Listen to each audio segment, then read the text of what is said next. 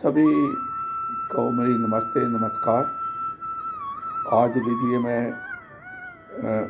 गीता का दूसरा अध्याय पार्ट 7 शुरू करता हूँ, क्योंकि गीता का जो दूसरा अध्याय है इसमें बहुत कुछ भगवान कृष्ण ने कहा है। अगर आप 30% भी सेकंड पार्ट को समझाएंगे तो आप गीता का बहुत कुछ समझ गए। लीजिए शुरू करते हैं। इसलिए मनुष्य को चाहिए कि उन संपूर्ण इंद्रियों को बस में करके समाहित चित्त हुआ मेरे प्राण स्थित होवे, क्योंकि जिस पुरुष की इंद्रियां बस में होती हैं उसकी ही बुद्धि स्थिर होती है। हे अर्जुन, मन सहित इंद्रियों को बस में करके मेरे प्राण ना होने से मन के द्वारा विषयों का चिंतन होता है और विषयों के चिंतन करने वाले पुरुष की उन विषयों में आसक्ति हो जाती है और आसक्ति से उन विषयों की कामना उत्पन्न होती है और कामना में विघ्न पड़ने से क्रोध उत्पन्न होता है। क्रोध से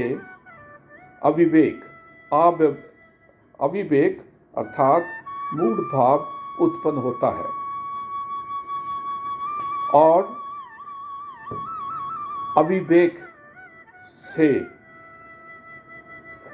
समान शक्ति भ्रमित हो जाती है और स्मृति के भ्रमित हो जाने से बुद्धि अर्थात ज्ञान शक्ति का नाश हो जाता है और बुद्धि के नाश होने से ये पुरुष अपने श्रेय साधन से गिर जाता है, परंतु स्वाधीन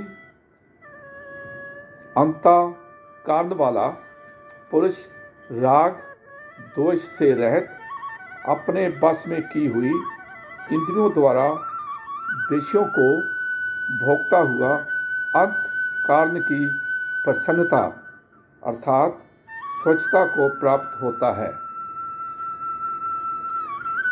उस निर्मलता के होने पर इसके संपूर्ण दुखों का अभाव हो जाता है और इस प्रसन्न चित्त वाले पुरुष की बुद्धि शीघ्र ही अच्छी प्रकार स्थिर हो जाती है। हे अर्जुन, साधन रहित पुरुष के अंतःकरण में श्रेष्ठ बुद्धि नहीं होती है और इस आयुक्त के अंतःकरण में आस्तिक भाव भी नहीं होता है और बिना आस्तिक भाव वाले पुरुष को शांति भी नहीं मिलती। फिर शांति रहित पुरुष को सुख कैसे हो सकता है, क्योंकि जल में वायु नाव को जैसे हर लेता है वैसे ही विषयों में विचरती हुई इंद्रियों के बीच में जिस इंद्रियों के साथ मन रहता है वह एक ही इंद्रियां इस अवयुक्त पुरुष की बुद्धि को हरण कर लेती है। इसे हे महाबाहो, जिस पुरुष की इंद्रियां सब प्रकार इंद्रियों के विषयों में बस में की होती है उसकी बुद्धि स्थिर होती है। और हे अर्जुन, संपूर्ण भूत प्राणियों के लिए जो रात्रि है, उस नित्य शुद्ध बोध स्वरूप परमानंद में भगवत को प्राप्त हुआ योगी पुरुष जागता है। और जिस नाशवान क्षण भंगुर संसारिक सुख में सब भूत प्राणी जागते हैं, तत्व को जानने वाले मुनि के लिए वह रात्रि है। जैसे सब ओर से परिपूर्ण अचल प्रतिष्ठा वाले समुद्र के प्रति नाना नदियों के जल उसको चाल्यमान ना करते हुए भी समा जाते हैं, वैसे ही जिस स्थिर बुद्धि पुरुष की प्रति संपूर्ण भोग किसी प्रकार का विकार उत्पन्न किए बिना ही समा जाते हैं, वह पुरुष परम शांति को प्राप्त होता है, ना कि भोगों को चाहने वाला। क्योंकि जो पुरुष संपूर्ण कामनाओं को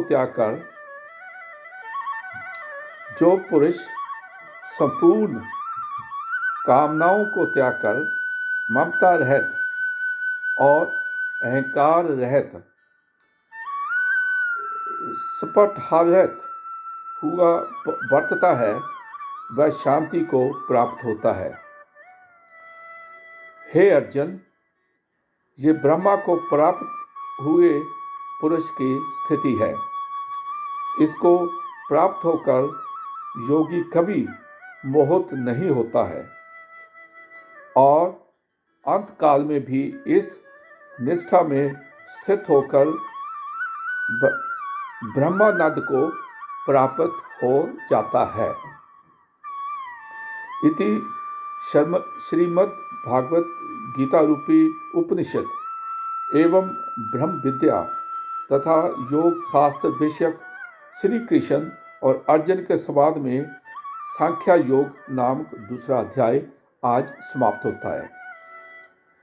ये दूसरा अध्याय, जिसको सांख्य योग भी कहते हैं, हमने दूसरा अध्याय समाप्त कर लिया। सांख्य योग में भगवान कृष्ण जी अर्जुन को काफ़ी उपदेश देते हैं। अगर आप 30% सांख्य योग दूसरा अध्याय गीता का समझ गए तो गीता का आप बहुत कुछ समझ जाएंगे। मुझे आशा है कि ये आपको दूसरा अध्याय पसंद आया होगा। जैसे कि इंडिया के जो टीवी हैं, जो चैनल है, वहाँ पे श्री भगवान राम की प्राण प्रतिष्ठा हो चुकी है। वहाँ के जो माननीय प्रधानमंत्री जी है नरेंद्र मोदी जी ने कर दी है। बहुत लोग वहाँ पे गए, हजारों में वहाँ पे लोग गए।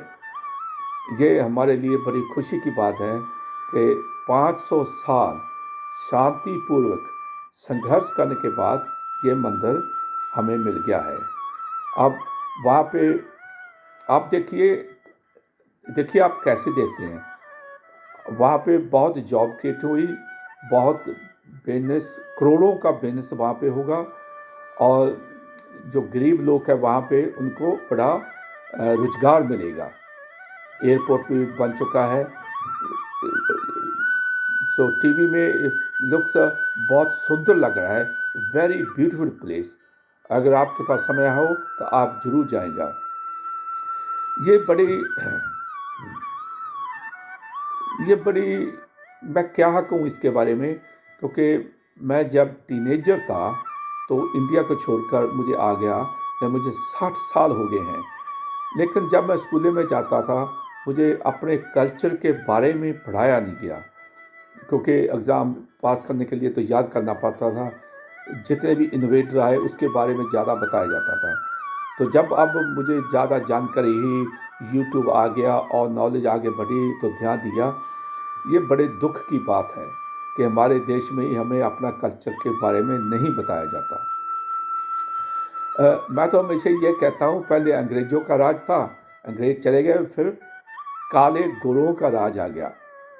उसने, ठीक है, बहुत सालों में या 70 सालों में जितना काम करना चाहिए था, जिस तेज़ी से करना चाहिए था, वो नहीं किया गया।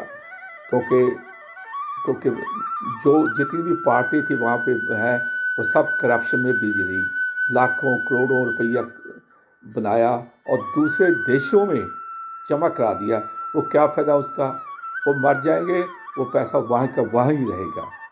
तो मुझे आशा है कि वो पैसा इंडिया में अब वापस ले आओ और इन्वेस्टमेंट करो, और गवर्नमेंट को जो 30-40% जो गवर्नमेंट टैक्स मांगती है, ईमानदारी से उसे टैक्स दे दो।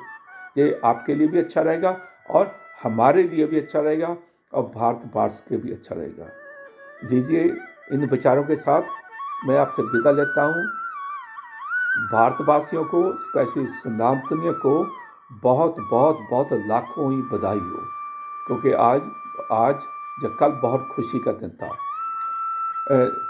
एक अंदाजे के मुताबिक अबाउट 30 मिलियन सनातनी धर्म इंडिया से बाहर रहते हैं। यहाँ पर कनाडा में भी, यानी कि मनीटोबा में भी, अंटारियो में भी, ब्रिटिश कोलंबिया में भी, यहाँ पे जहाँ जहाँ हिंदू मंदिर है, सारे हिंदुओं में सभी को भोजन खिलाया गया। The food was free all the time, plus मिठाई बांटी गई, लड्डू बांटे गए। और मंदिर के जो है, मंदिर की जो फ़ोटो है ना, वो भी देगी। जो फ़ोटो मैंने देखी, जो मेरे पास भी है, ब्यूटीफुल टेम्पल, क्या कहूँ, इसका मैं वर्णन आपको कर नहीं सकता। भगवान तो सनातनियों के कण कण में बसता है, no doubt about this one. हम हमेशा उसको याद करते रहेंगे। सारी दुनिया में, यू नेम इट, ब्रिटानिया में, इटली में, जर्मनी में, फ्रांस में, you name it, all over दुनिया में कृष्ण भगवान को याद किया गया और वहाँ पे खुशी से मिठाई दी गई, लड्डू के। बहुत सारे जो मेरे दोस्त थे, जब मैं मंदिर में गया, वो भावुक हो रहे थे, उनकी आंखों में आंसू थे, वो आंसू खुशी के आंसू थे। सो मैं अगेन सभी भारतवासियों को, सनातनियों को बहुत बहुत बधाई देता हूँ। अब अगर मेरी आवाज़ गवर्नमेंट सुन रही है, अब भगवान कृष्ण का भी जो वहाँ पे जो डिस्प्यूट चल रहा है, वो मुझे आशा है कि इस साल आप शांतिपूर्वक उसे भी निपटा देंगे। नमस्ते जी, आपसे फिर हम मुलाकात होगी, तब मैं गीता का 3रा अध्याय शुरू करूँगा। आपसे इजाज़त मांगा हूँ, आज का दिन आपके लिए अच्छा हो।